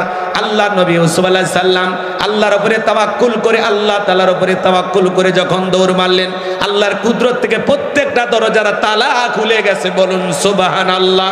এইবার জুলেখা শেষ দরজায় মারছে থাবা, ইউসুফ আলাইহিস সালামের জামা ছিঁড়ে গেছে। ইউসুফ নবী বলে জামা ছিঁড়ে যায় যাক, ইজ্জত দেওয়া যাবে না। এইবার বাহিরে বের হয়ে দেখে শেষ দরজায় তার স্বামী আজিজ মিশর দাঁড়ায় আছে। কথায় যেখানে বাঘের ভয় সেখানে রাত হয়। জুলেখা তার স্বামীকে দেখা মাত্র ন্যাকা কান্নার অভিনয় শুরু করে দিল। দেখে না কিছু কিছু মহিলা কথা বলার আগে কান্দে দেয়, দুনিয়াতে আমার কেউ নাই, কেউ নেতে বেঁচে আছো কেমন আছে না নাই? কথা বলার আগে কান্দে দেয়, এরকম মহিলা আছে না নাই? যে কথা বলার আগে কান্দে দেয় বুঝে নেবেন ওর ভিতরে ভেজাল আছে। কি আছে? কথা বলার আগে মানে এমন কান্নাকাটি করে, নাটক করে, অভিনয় করে, দেখে মনে হয় কিচ্ছু বোঝে না। কান্নাকাটি করে যা বলে আমরা মনে করি সব দোষ ছেলের, মেয়ের কোনো দোষ নাই। কথা কয় না, কথা কয় না? রাগ করেন, রাগ করেন, হ্যাঁ চোখত পানি লাগেই থাকে, কিচ্ছু বলার আগে কান্দে দেয়। যার বই এরকম বেশি কান্নাকাটি করবে ধমক দেবেন, রে চুপ, কাঁদবি না। ঘটনা কি হয়েছে আমারে খুইলে ক। তোর ঘটনা শুনে যদি মনে হয় এই ঘটনায় কাঁদা উচিত, স্বামী স্ত্রী একসাথে জামাত করে কাঁদা হবে, তাও একা কাঁদবি না, চুপ কর। অনেকের বউ দেখেন না চোখত পানি লাগে আছে, মানে মোটর বসায় রাখছে, টিপ দেওয়া হয় না, কাঁদবি যাই না মাঝে কাঁদবি, কথা কন। দেখা দেয় এমন কথা বলে কান্নাকাটি করে, ওরে বাবা মনে কিচ্ছু বোঝে না, কথা কয় না।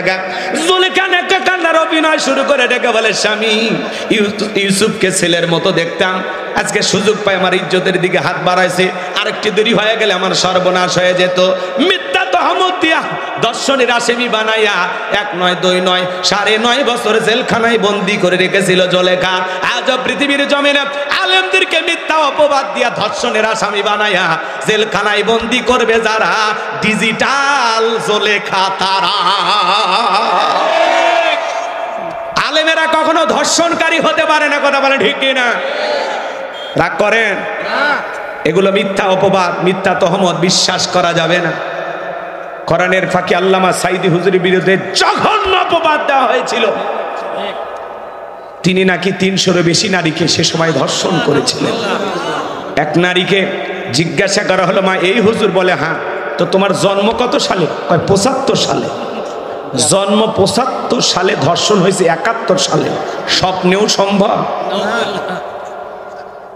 কত বড় মিথ্যাবাদী ছিল। অন্ধ ব্যক্তির নামে গাড়ি পোড়ানোর মামলা দিছে। অন্ধ মানুষ গাড়ি পোড়াইতে পারে? এত মিথ্যা কথা বলা ঠিক না। খারাপ আপনাদের লাগতেছে বুঝতে পারতেছি, 16 বছরের মা এখনো কাটেনি। রাগ করবেন না। মিথ্যা মিথ্যাই, সত্য সত্য। সাদাকে সাদা বলতে শিখুন, কালোকে কালো বলতে শিখুন, অন্যায়কে অন্যায় বলুন, ন্যায়কে ন্যায় বলুন। কারো 5 আটা গোলাম হওয়ার সুযোগ নাই, কথা বলে ঠিক এরা। রাগ লাগে, রাগ লাগে। এই জন্য শোনেন যুবক, তোমাদেরকে বলে যায়, নারীদের জালে ফাঁসা যাবে না, নারীদের জালে ফাঁসা যাবে না। পুলিশে ধরলে বাঁচবি, র্যাবে ধরলে বাঁচবি, কিন্তু কোন নারীর ছলনার ফাঁদে, মায়ের জালে, রূপের জালে, প্রেমের ফাঁদে একবার যদি পাটা আটকে যায়, ফান্দে পড়িয়া বগা কান্দেরি, সারা জীবন কেঁদে ওই কান্না ঘিনির বিষাক্ত সবল থেকে তোরা বাঁচতে পারবি না। ওরা ছেলেদের ভালোবাসে না, ছেলেদের মন নিয়ে ব্যবসা বাণিজ্য করে। যে যত দামি গিফট করে তারে তত বেশি ভালোবাসে। কথা বলেন। আজকে তরুণ তরুণীদের, যুবক যুবতীদের নষ্ট করার 1 নম্বর হাতিয়ার হলো এই মোবাইল। এই মোবাইলের ওজন কম, কিন্তু মোবাইলের মাধ্যমে পাপের ওজনটা অনেক বেশি। ঘরের দরজা লাগাইয়া কম্বলের ভিতরে, ল্যাপের ভিতরে ঢুকে একা একা আছে না? না, পিতা মাতা যখন দরজা এসে নক করে, এই রুবেল, ভিতরে কি হয় রে? বাংলাদেশের স্বাধীনতার যুদ্ধ হয়েছে 1971, পড়ার ভান করে। আবার যখন চলে যায় আবারও মোবাইলটা বের করে, আছে না? নাই, রাগ করেন। আমি কি বলবো, ও দেশে মোবাইল আইছে, চিঠি বন্ধ হইয়াছে, দিওয়ানা বানাইছে, ভোলা মাইয়ার মনের কথা ভাসে বাতাসে। ও দেখো পোলা পানের মন বাদা ফেসবুকে এখন, ও দেখো পোলা পানের মন বাদা ফেসবুকে এখন, মোবাইলে চ্যাটিং কইরা কাটায় সারাক্ষণ। এই মোবাইল পাইয়া দেখো মদনের মাইয়া, এই মোবাইল পাইয়া দেখো মদনের মাইয়া কি কাণ্ড ঘটাইছে। স্বামী সংসার রাইখা নাকি পলাইয়া গেছে, সে যে স্বামী সন্তান রাইখা নাকি পলাইয়া গেছে। 2 বাচ্চার মা, 4 বাচ্চার মা পরকীয়া প্রেম করে আরেকটা ছেলের হাত ধরে পালিয়ে যায়। যে নারী স্বামীর সংসার রেখে, বাচ্চা কাচ্চা রেখে আরেকটা পর পুরুষের হাত ধরে পালিয়ে যেতে পারে, ওইটা নারী জাতির কলঙ্ক, কলঙ্ক। কথা বলে ঠিক না? ও মা, ও বোন, কেমনে পারলা স্বামী রেখে, সন্তান রেখা আর একটা পুরুষের হাত ধরতে? কেমনে পারো নারী? তুমি তো বহুরূপী। রংধনুর মতো মুহূর্তে মুহূর্তে রং বদলা। এ কথা কর নাকি আপনারা? রাগ করেন। বাড়ি বরিশাল, চলে যাচ্ছে রাজশাহীতে। মা, এই গ্রামে কি? বলে এই গ্রামের বল্টু। কি করছে? বলে মোবাইলে প্রেম করেছে। আর কি করছে? বলে আমরা হোটেলে স্বামী স্ত্রীর মতো ছিলাম, তো এখন কি? বলে ভালোবাসা বেড়ে এখন 6 মাস। তো তুমি কি চাও? বলে বল্টু যদি বিয়ে করে ভালো, না হলে আমি আত্মহত্যা করে মারা যাব। এ ধরনের মানুষের তো মরাই উচিত। এই নারী, ও মা, ও বোন, তুমি কেমনে পারলা, কেমনে পারলা সামাজিক অনুষ্ঠান ছাড়া, বিবাহ ছাড়া, সামান্য একটা এই পাগলা পাগলা প্রেম, উল্টা পাল্টা নষ্টামি ভণ্ডামির মাধ্যমে কিভাবে পারলা নিজের জীবনের সবচাইতে দামি সম্পদ একটা ছেলের হাতে তুলে দিতে? কথা কয় না কে? যেই বল্টুর বাড়িতে আসছে, বল্টুর বাড়ি তালা ঝুলে রাখছে, তালা। ফোন দিলেও আর রিসিভ করে না। তার মানে কি? আজকে বিবাহের দাবিতে বিভিন্ন অঞ্চলে নারীরা আসে, এটা আমাদের জন্য গর্বের না লজ্জা? কথা বলেন না কেন? শুধু কি মেয়ের দোষ, ছেলের দোষ নাই? এক হাতে তালি বাজে, ছেলে যুবক, তোমাদেরকে বলছি, তোমার স্ত্রীর সাথে যদি কেউ পরকীয়া প্রেম করে, মাইনা নিবা? এরা কথা কয় না, ভালোবাসা শেয়ার করবে নাকি? জোরে বলো। তোমার স্ত্রীর সাথে পরকীয়া প্রেম করলে তোমরা মানবা? তোমার মায়ের সাথে, তোমার বোনের সাথে, তোমার খালা ফুপুর সাথে? তাহলে যেই নারীর দিকে তুমি বাঁকা চোখে তাকাইতেছো, পরকীয়া প্রেম করতেছো, স্বামী সন্তান থাকার পরেও ওই নারীও কারো না কারো স্ত্রী, কারো না কারো মা, কারো না কারো মেয়ে। কথা কয় না কেন? এই ছেলে, তোমার বিবেক কি হয়েছে? একটা মেয়ের স্বামী আছে, সন্তান আছে, ওই নারীর দিকে কেমনে নজর যায় ভাই? তোমার রুচি এত খারাপ। হাসেন না, হাসেন না। মাশাআল্লাহ, মাশাআল্লাহ। রাগ করছেন নাকি আপনারা? আমার জন্য একটু দোয়া করবেন তো, ইনশাল্লাহ আল্লাহ কবুল করুন। যুবক যুবতী যারা আসো, আজকের মাহফিল থেকে হাত তুলে ওয়াদা দাও, জীবনে কোনোদিন প্রেম করে বিয়ে করবে না। হাত তোলো। যুবকেরা যারা বিয়ে করনি, হাত তোলো। মনে রাখবা, প্রেম করে বিয়ে শাদী করা যাবে পিতামাতা পছন্দ করে বিয়ে দেবে যেখানে বরকত আছে। পিতামাতার অবাধ্য হয়ে পালিয়ে যা বিয়ে